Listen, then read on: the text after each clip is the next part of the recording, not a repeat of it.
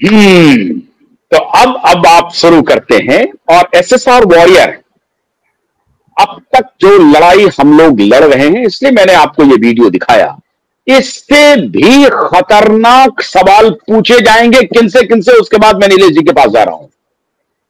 Chief secretary Maharashtra सरकार, additional chief secretary Maharashtra सरकार, Mumbai police commissioner, CBI, home ministry, और in the end अगर यह मामला आगे बढ़ा तो वर्तमान होम मिनिस्टर तक पहुंच जाएगा और पता नहीं कहां कहां जाएगा। सबसे पहले तो वो जो मुंबई का पुलिस कमिश्नर है वो पहुंचेगा। भूल जाइए 2020 की कहानी, सारी भूल जाइए। 2020 में क्या हुआ नहीं हुआ भूल जाते हैं। अब पहला सवाल यह पूछा जाएगा कि दिशा के पिता बलात्कार और हत्या का कंप्लेन लेकर के आपके पास आते हैं, आपने एफआईआर क्यों नहीं किया? अब नीलेश जी। और देखिए, ये जो जज साहब है ना, अभी प्यार से बोल रहे, जब ऑर्डर लिखते हैं ना, हाँ, और हाँ, फिर उसमें बहुत ये आता है। और मतलब उसमें शब्द और कड़े हो जाते हैं, जो बोल रहे हैं उससे भी खतरनाक शब्द हो जाते हैं, एक्शन स्ट्रिक्ट होती है उसमें। और आपको बता दो कि इसमें सिर्फ मतलब ये नहीं होता, अभी आपको लास्ट टाइम आपके चैनल पे बताए थे, देखो एफआईआर लिखने से मना किया, आरोपी को मदद किया, वो पुलिस वाले को उम्र कैद की सजा दे दिया, सुप्रीम कोर्ट ने कंफर्म किया उसको, और उसमें सीबीआई के ऑफिसर के ऊपर भी कार्रवाई हो गई। तो ये जो है ना, ये टेस्टिंग चलता है कॉमन मैन का, कि ये इनको हम कितना बेवकूफ बना सकते हैं, कितना दबा सकते हैं। दब गया तो ठीक है, जनता जागरूक है तो आरोपी को सजा होगी। अभी ये हो गया है। और ये जज साहब जो है ना, ऐसे जजेस है, इसीलिए न्याय जिंदा है, न्यायपालिका पर भरोसा कायम है। तो अभी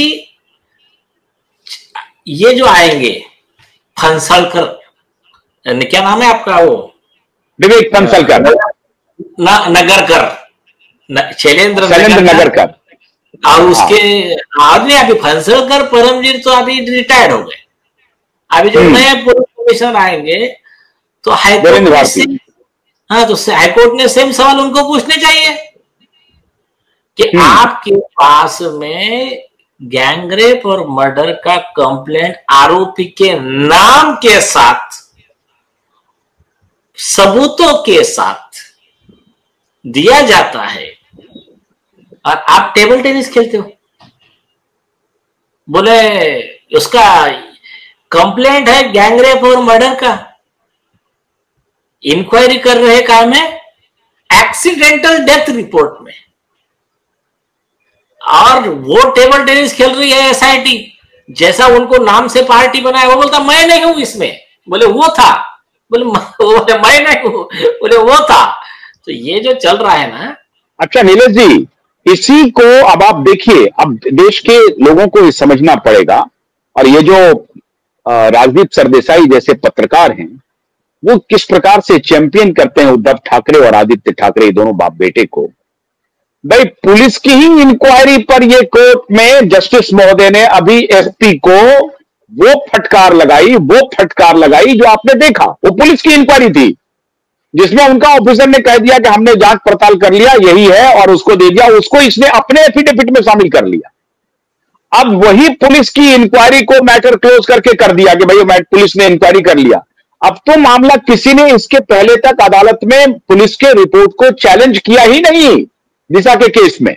और जब चैलेंज करने के लिए उनके फादर आ रहे हैं कि जो एक्सीडेंटल डेथ बताया गया है वो एक्सीडेंटल डेथ नहीं है बल्कि कोल्ड ब्लडेड मर्डर है, तो भाई इसकी जांच तो करनी ही ना है आपको। ये पहली बार आई है ना। नहीं, और दूसरी चीज, अरे सब जान दो, जांच तो बाद में आएंगी। तुम लड़की के पिता को ही रिपोर्ट नहीं दे रहे हैं, आप समझ रहे क्या? कोई बात नहीं, आपको लग रहा है ना आपने ईमानदारी से जांच की है, तो आपको बाइंडिंग है वो रिपोर्ट की कॉपी कोर्ट में देना, रिपोर्ट की कॉपी लड़की के पिताजी को देना। कहाँ है कॉपी, क्यों छुपा रहे हो? अगर आप ईमानदार हो तो ये छोटी छोटी चीजें है, ये थोड़ा मतलब हाईकोर्ट भी स्लो चल रहा है, आ जाएगा ठीक है जब अभी नहीं। अब इनके खिलाफ इसको आधार बना करके मैं कह रहा हूं कि जिसमें ब्लैक एंड व्हाइट ये जो केस है दिशा का, जिसमें बाकी छोड़ दीजिए मर्डर हुआ या गैंगरेप हुआ, लेकिन जो केस लॉ आपका है कि आपको एफआईआर करना है, इस पर अदालत क्या कहेगी मिलॉर्ड? मैं आपसे पूछ रहा हूं कि अदालत के पास क्या जवाब है? वो क्यों नहीं इस तरह से क्वेश्चन कर रही है? नहीं, अदालत के पास जवाब नहीं, लेकिन अदालत जैसा स्ट्रिक्ट रहना चाहिए वैसा स्ट्रिक्ट नहीं है, ये अभी मानना पड़ेगा। क्या है कि सुप्रीम कोर्ट ने क्लियर बोला, अच्छा इस पे एक बार हियरिंग हो चुका है ना अपना, ये जो चीफ सेक्रेटरी ऐसे नहीं भागते हैं ना कोर्ट में।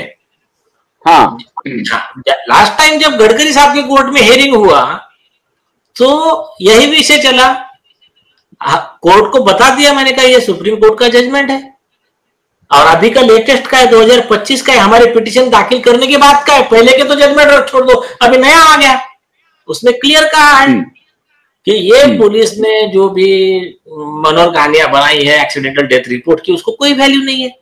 जब गैंगरेप और मर्डर का कंप्लेंट है, आपको एफआईआर रजिस्टर करना और इंक्वायरी करना है, तुम्हारे क्लोजर रिपोर्ट के बेस पे आप एफआईआर करने से रोक नहीं सकते। और कोर्ट में मैंने कहा था, आपको याद है कि ये क्या नाम है, नगरकर कह रहा है कि सुप्रीम कोर्ट में नहीं मानता, तब खुद कोर्ट ने कहा अरे ये तो ऐसा प्रॉब्लम तो हम रोज फेस कर रहे हैं, लोग ऐसा ही मना करते हैं एफआईआर रजिस्टर करने से। तो ये जो था ना, ये जवाब एक डिप्लोमेटिक जवाब था, लेकिन पूरा जस्टिस नहीं था इसमें।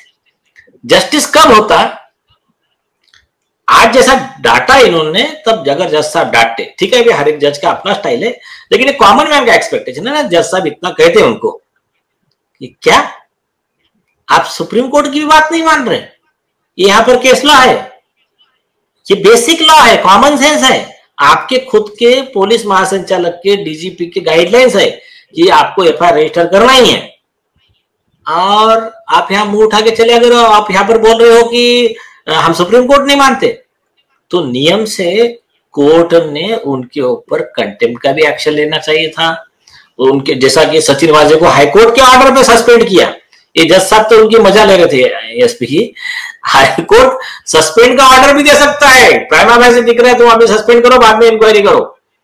अभी अपने जो chief justice of India Bhushan Gavai साहब है, उन्होंने एक अधिकारी को डिमोट किया, कलेक्टर से तहसीलदार को, मतलब 1 रैंक नीचे डिमोट कराया उसको, उसने सुप्रीम कोर्ट के आदेश के खिलाफ काम किया, तो आप उसका डिमोशन भी कर सकते हो। तो ये जो चीजें है ये करना चाहिए था, और तुरंत बोलते कि ये जो है आप अगली डेट पर एफआईआर लेकर आइए, तब कॉमन मैन का विश्वास न्यायपालिका में और बढ़ जाता।